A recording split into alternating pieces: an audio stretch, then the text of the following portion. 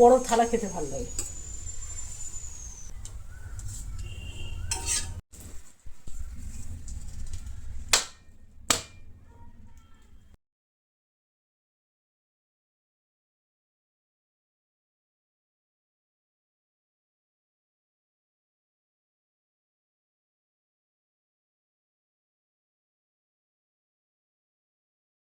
বন্ধুরা, আজকেও আমাদের এদিকে পড়ছে বৃষ্টি। এই যে দেখতে পাচ্ছেন বৃষ্টি পড়ছে।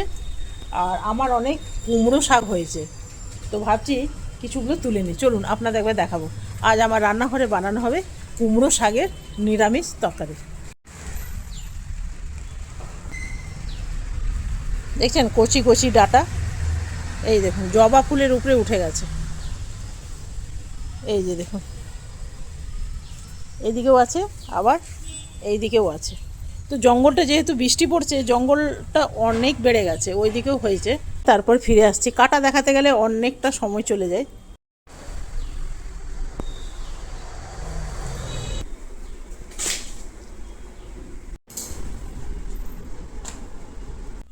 নমস্কার বন্ধুরা, আমার রান্নাঘরে আপনাদের সবাইকে স্বাগত।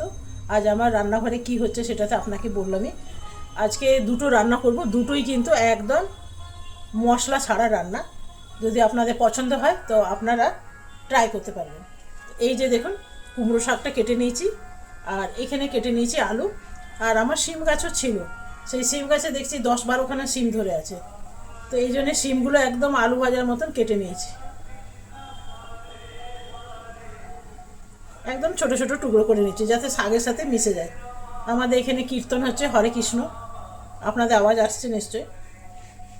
আর কোনো এখানে সবজি দেবো না, আর এটা একদম বিনা মশলায় বানাবো, দারুণ হয়। তো চলুন রান্নাটা শুরু করি। নিয়ে নিয়েছি একখানা কড়াই। এই কড়াইটা আমার পছন্দের কড়াই বলতে পারেন। কড়াই আমার অনেক আছে জানেন, স্টিলের কড়াই 2-3টে আছে। যেহেতু এটা অনেক মোটা কড়াই, আপনারা দেখে বুঝতে পারছেন এই রকম মোটা। এটা গরম হতে 10 মিনিট সময় নেয়, আর এটা রান্না করতে আমার ভীষণ ভালো লাগে। এর মধ্যে কোনো মানে নন স্টিক না, এটা এটা ফুচুরা কোম্পানির। এইখানটা একবার আমার পুড়ে গেছিলো, তো তারপর উঠা থেকে এমনি হয়ে গেছে। আর আমাকে বেশি এই কড়াইটাই রান্না করতে দেখবেন। এই কড়াইটা আমার কি জানি কেন পছন্দে এত ধরেছে। ভালো জিনিস থাকতো আমি এটাকেই নেই। এক একটা দেখবেন জামা কাপড়ও এমনি হয়, আপনার অনেক জামা কাপড় আছে কিন্তু একটা জামা কাপড়ের উপরে আপনার কমজোর বেশি, ওইটাকেই সব জায়গায় পরে যাবেন, মনে হবে দেখে মনে হবে যে আপনার নেই। তো আমারও সেই অবস্থা। এখানে মাছ ভিজতে দিয়েছি, এটাও করে নেব। এটা করব বিনা মশলায়।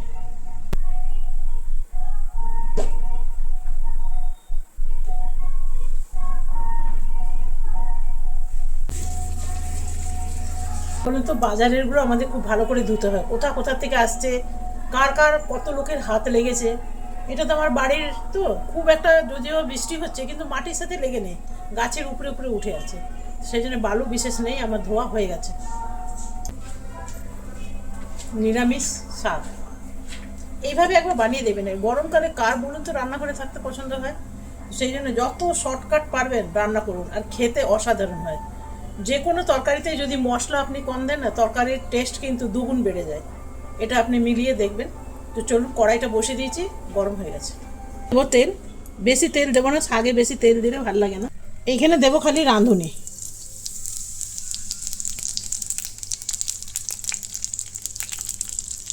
আলুগুলো দিয়ে দেবো। এইখানে দিয়ে দেবো নুন, আর দিয়ে দেবো হলুদ, ব্যাস। আর কোনো মশলা পড়বে না। এরপরে আলুগুলো আমি সামান্য একটু ভেজে নেব, ব্যাস। আর ভাজবো না। এরপরে কিন্তু দিয়ে দেবো জল। একবার এইভাবে বানিয়ে দেখুন, আর মশলা দিয়ে খেতে আপনি ভুলে যাবেন। আলুগুলো একটু সেদ্ধ হয়ে যাক। এটা বন্ধুরা দেখে নিই একটু আলুগুলো। রাঁধুনির যা সুন্দর গন্ধ উঠছে না, আপনাকে বলে বোঝাতে পারবো না।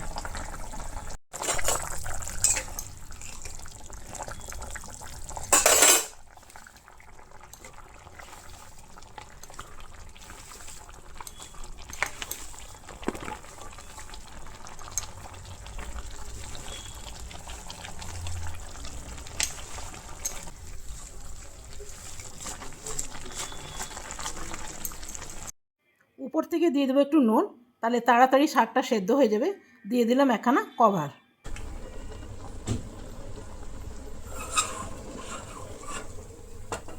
শাকটাকে এদিকে করে দিলাম, আর এইদিকে করে নেব মাছ।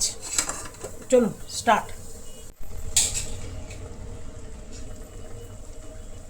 এইগুলো করব একদম বিনা মশলায়। এখানে দিয়ে দেবো নুন, এটা দিয়ে দিলাম হলুদ। প্রায় দিনই তো আমাদের ঘরে মশলা সবসময় খাওয়া হয়, দেখে গেছে।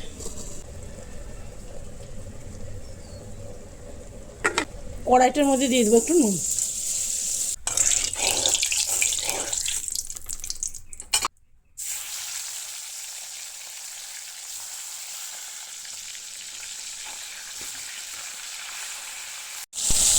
এইখানে দেবো একটু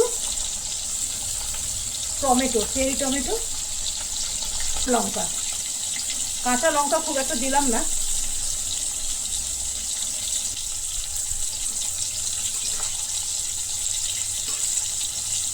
গাছের শাক তো দেরি লাগবে না হতে।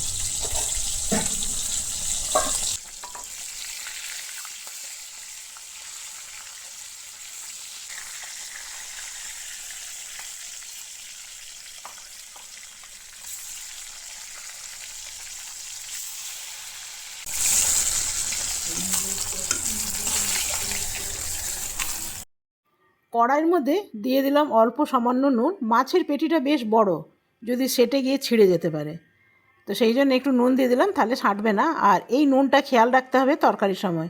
আগেও আমি নুন দিয়েছিলাম, আর একটু নুন দিয়ে দিলাম। নুন না দিলেও চলবে, পরে আমি টেস্ট করে নেব। তো এই রকম দুটো পেটি আছে, দুটোই আমি ভেজে নিলাম। দিয়ে দেবো এরপরে 5 ফোড়ন। 5 ফোড়ন আমি এই জন্যই দিই, অনেক রকম ফোড়ন থাকে তো। এরপরে দিয়ে দেবো টমেটো, আর দিয়ে দেবো দুটো কাঁচা লঙ্কা।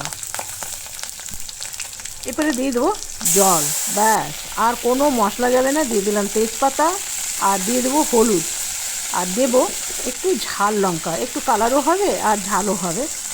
এরপরে মাছগুলো দিয়ে দেবো। এখন আমি নুন দেবো না, নুনটা আমি টেস্ট করে তারপরে দেবো।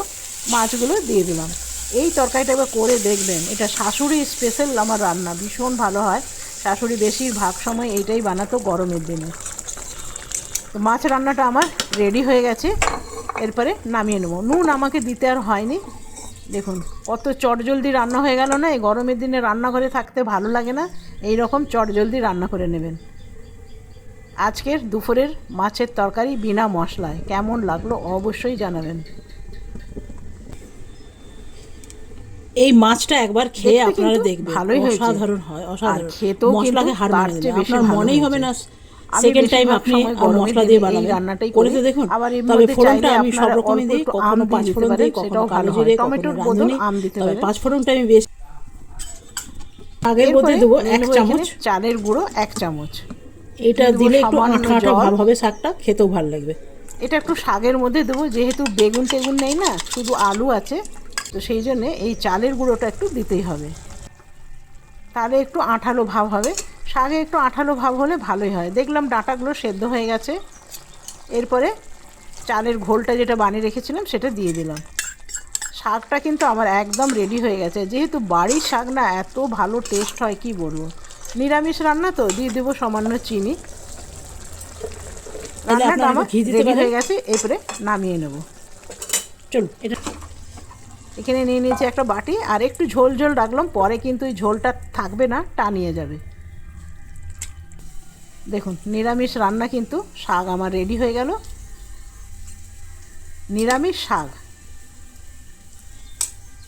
আর চট জলদিও হয়। কোনো খুব একটা, অনেকেই আছে না সবজি খেতে পছন্দ করে না, তো শুধু শাক আর আলু দিয়ে দেবেন, সেটাও কিন্তু ভীষণ ভালো হয়।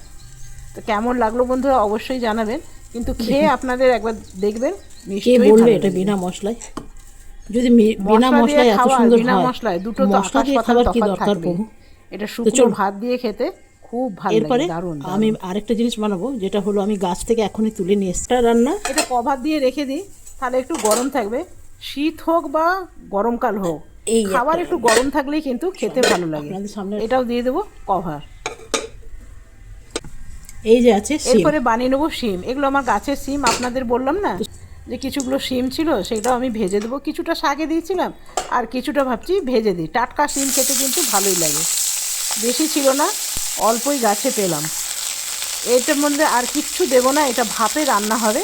দিয়ে দিলাম নুন আর হলুদ, ব্যাস একটু নাড়াচাড়া করে দেবো আর দিয়ে দেবো কভার। শিমের জলেই কিন্তু রান্না হয়ে যাবে, আর এক্সট্রা জল লাগবে না, দিয়ে দেবো কভার, ব্যাস। এটা বন্ধুরা ভাজবো পাঁপড়। আমি রান্না টান্না করে স্নান করতে চলে গেছিলাম, তো একটা পাঁপড় ভাজবো না, সেঁকবো। নিয়ে নিয়েছি বড় থালা, তো এটা আমার ছেলের জন্য বাড়ছি, ও ছোটো থালায় খেতে পারে না, সেই জন্য একটু বড়ো থালা।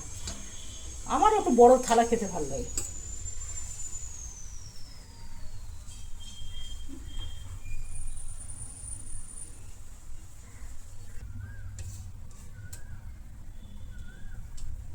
এটাকে এবারে মুড়ে দেবো,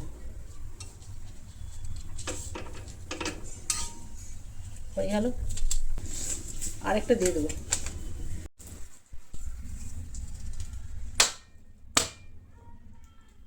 দিলাম একটু শিম ভাজা। বন্ধুরা গরম ভাতে দিয়ে দেবো একটু ঘি, একখানা লেবু।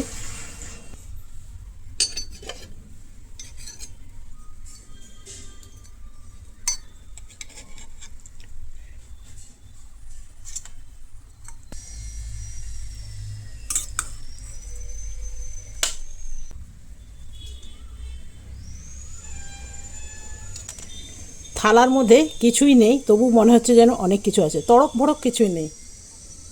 কেমন লাগলো বন্ধুরা অবশ্যই জানাবেন। ভালো তো বন্ধুরা, এটা হলো ঋষির থালা। তো ঋষি একটু মাছের মাথা টাথা খেতে পছন্দ করে, সেই জন্য ওকে দিলাম মাছের মাথা। আর কেমন লাগলো অবশ্যই জানাবেন, ভালো লাগলে একদম লাইক করতে একদম ভুলবেন না কিন্তু। তো চলুন এইভাবে বিনা মশলায় রান্না করে দেখুন, খেয়ে দেখুন, তারপরে আমাকে কমেন্ট করে জানাবেন ভালো লাগলো কি খারাপ লাগলো। আজকের মতন এখানেই শেষ করব, কালকে আসবো আবার নতুন রান্না নিয়ে। আপনারা সকলে ভালো থাকবেন, সুস্থ থাকবেন। Thank you, bye bye. এটা ঋষিকে দিন। দেখুন এ হলো বিনা মশলায় রান্না খায়, আর আমিও খাই, আমাদের বাড়ির সবাই খায়। আমরা জাপানিজ। আমরা বেশিরভাগ খাই, কিন্তু মাঝে মাঝে মশলাও দিই। চলুন, সব দিন তো আর খেতে ভালো লাগে না, মাঝে মধ্যে খেতে ভালো লাগে। তো চলুন, বাই বাই।